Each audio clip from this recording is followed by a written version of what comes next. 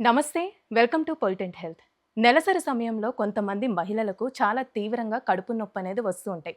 అది సహజమే అని మనం అనుకుంటూ ఉంటాం. ఒకవేళ ఈ కడుపు నొప్పి ఎక్కువగా ఉన్నట్లయితే ఎలాంటి సమస్యలకి కారణమవుతూ ఉంటుంది? దీనికి నివారణ అంటూ ఉందా? డాక్టర్ గారి మాటల్లోనే తెలుసుకుందాం. ప్రెజెంట్ మనతో ఉన్నారు గైనకాలజిస్ట్ డాక్టర్ రజనీ గారు. నమస్తే మ్యామ్. నమస్తే. మ్యామ్, ఇప్పుడు నెలసరి సమయంలో చాలామంది మహిళలు కడుపు నొప్పితో బాధపడే వాళ్ళు చాలామంది ఉన్నారు. అందులో నేను కూడా ఒకటి. అయితే ఈ నొప్పిని డెస్మెనోరియా అని అంటూ ఉంటారని చెప్తూ ఉన్నారు. అసలు ఈ సమస్య అనేది ఎందుకు వస్తుందంటారండి? డిస్మెనోరియా అంటే మనకు పీరియడ్స్ టైంలో వచ్చే పెయిన్‌ని మన మెడికల్ టర్మినాలజీలో డిస్మెనోరియా అంటాం. సో, కామన్‌గా అమ్మాయిలకి ఉంటుంది. So, it hmm. Is common. భరించగలిగేంత నొప్పి ఒక ఫస్ట్ డే, సెకండ్ డే ఉంటుంది. తర్వాత తగ్గిపోతుంది. కొంతమందిలో భరించలేనంత. అవును. కొంతమందిలో ఎలా అంటే ఎంత సివియర్‌గా ఉంటుందంటే ఒకవేళ అంటే స్కూల్ ఏజ్ పిల్లలు స్కూల్‌కెళ్ళకుండా ఇంట్లోనే ఉండడము. తర్వాత అసలు ఇంక వర్క్ ఏమి చేయకుండా జస్ట్ అలాగే పడుకొని ఉంటారు. చాలా సివియర్‌గా గూడా నిజమే. ఉండే అది చూస్తుంటాము. కొంతమందికి ఆ టైంలో లూజ్ మోషన్స్, వామిటింగ్స్ కూడా ఈ హ్మ్. నొప్పి అసలు ఏం చేయాలో అర్థం అవును. కాదు. సో, దీంట్లో ఏంటంటే మనకి 2 వెరైటీస్ ఆఫ్ అంటే మెడికల్ దాంట్లో చూసుకుంటే ప్రైమరీ డిస్మెనోరియా, సెకండరీ డిస్మెనోరియా అంటాం. హుహు. ప్రైమరీ డిస్మెనోరియా అంటే జస్ట్ హార్మోనల్ చేంజెస్ వల్ల వచ్చే డిస్మెనోరియా. దాంట్లో ఏం ఆర్గానిక్ కాజ్ అంటే ఏం ప్రాబ్లమ్స్ లేకున్నా అలా వస్తా ఉంటుంది. Secondary dysmenorrhoea. సెకండరీ డిస్మెనోరియా అంటే it is secondary to some other cause. అంటే ఏదన్నా ఫైబ్రాయిడ్ గడ్డలున్నాను గానీ, లేదా ఇంకేదైనా ఎండోమెట్రియోసిస్ కానీ, ఇన్ఫెక్షన్స్ వల్ల గానీ, అంటే ఏదో ఒక ప్రాబ్లమ్ ఉండింది కాబట్టి వీళ్ళకి ఈ డిస్మెనోరియా వచ్చినప్పుడు అది సెకండరీ డిస్మెనోరియా అంటాం. హ్మ్. సో, చాలా వరకు అమ్మాయిలు ఈ ఈ డిస్మెనోరియాతో చాలా వరకు బాధపడతా అవును. ఉంటారు. సో, కొంతమందేంటంటే అది నార్మలే అని జెప్పేసి వదిలేస్తారు. కొంతమందేంటంటే ఇమ్మీడియేట్‌గా దే టేక్ కేర్ డాక్టర్ దగ్గరికి సంప్రదించి కరెక్ట్ హ్మ్. ఎవాల్యుయేషన్ చేసుకొని ట్రీట్మెంట్స్ కూడా తీసుకునే వాళ్ళు గూడా ఉన్నారు. అంటే ఆ పెయిన్‌కి కొంతమంది కొన్ని టాబ్లెట్స్ అంటూ యూజ్ చేస్తూ ఉంటారు మ్యామ్. హ్మ్. అది యూజ్ చేయొచ్చంటారా? సో, నార్మల్‌గా ఈ నార్మల్ డిస్మెనోరియా 1, 2 డేస్‌కి మైల్డ్ పెయిన్స్‌కి ఏం టాబ్లెట్స్ అది ఏమి అవసరం లేదండి. కానీ చాలా సివియర్‌గా ఉంది. చాలా అసలు ఎక్కువ మోతాదులో ఉంది అంటే మనం ఫస్ట్ న్యాచురల్ మెథడ్స్ అంటే హాట్ ప్యాక్ ఫస్ట్ థింగ్. అవును. హాట్ ప్యాక్‌తో రిలీవ్ చేసుకోవడానికి ట్రై చేయాలి. తర్వాత కొన్ని రకాల ఎక్సర్‌సైజెస్, యోగా పద్ధతుల ద్వారా గూడా మనకు ఈ డిస్మెనోరియాకి రిలాక్సేషన్ అనేది దొరుకుతుంది.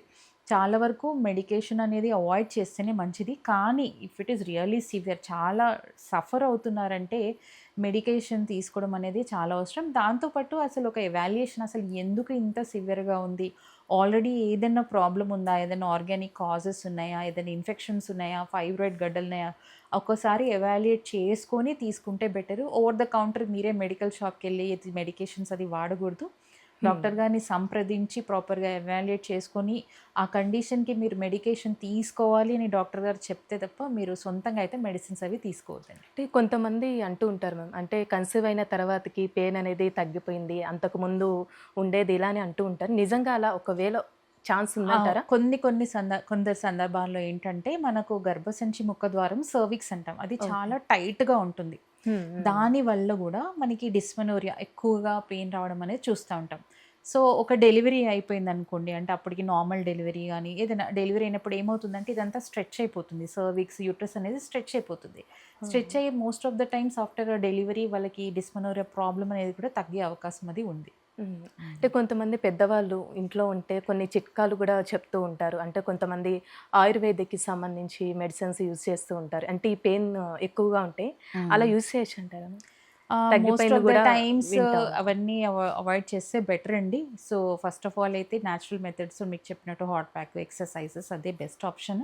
లేదు కంపల్సరీ ఇంకా చాలా ప్రాబ్లమ్ ఉంది అన్నప్పుడైతే మెడికేషన్స్ వాడడం అనేది బెటర్ అండి. మ్యామ్, అయితే మెయిన్ సింప్టమ్స్ అంటే ఎలా ఉంటాయి? సో, ఒకవేళ మెయిన్‌గా సివియర్‌గా ఉంటే? పెయిన్ కడుపు నొప్పి, ఉత్తి కడుపులో నొప్పి కింద లోవర్ అబ్డామిన్ పెయిన్‌తో పాటు బ్యాక్ పెయిన్ కూడా వచ్చే అవకాశం ఉంది. సివియర్‌గా చాలా సివియర్‌గా అసలింకా పడుకొని లేవలేరు అంత సివియర్‌గా అంటే సివియర్ డిస్మెనోరియా ఉన్నప్పుడు.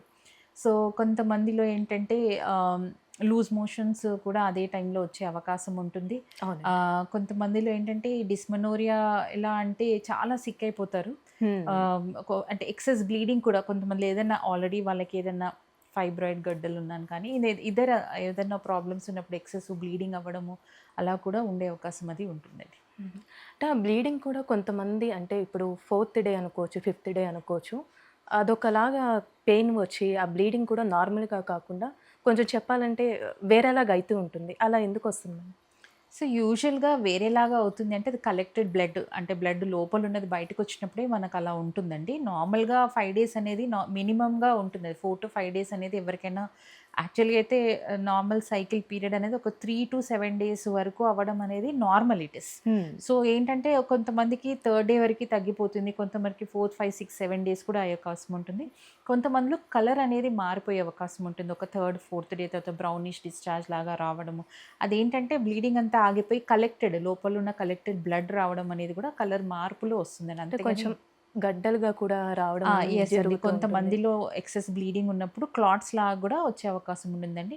మామూలుగా క్లాట్స్ వస్తే దాని గురించి పెద్ద కంగారు పడాల్సిన అవసరం లేదు. ఎక్సెసివ్‌గా చాలా ఎక్కువ మోతాదులో క్లాట్స్ వస్తున్నాయంటే మాత్రం ఒకసారి చూపించుకోవడం అనేది చాలా ఇంపార్టెంట్ అండి. అంటే టెస్ట్‌లు గూడా ఎలా ఉంటాయి మ్యామ్? ఒకవేళ సివియర్‌గా ఉంటే వీటికి సంబంధించి? బ్లీడింగ్ అంటున్నారా? హ్మ్. హ్మ్. సో, ఎక్కువగా బ్లీడింగ్ ఎక్సెసివ్ అంటే హెవీ మెన్‌స్ట్రువల్ బ్లీడింగ్ ఉంది అంటే డెఫినిట్‌గా ఎవాల్యుయేషన్ అనేది చాలా అవసరము.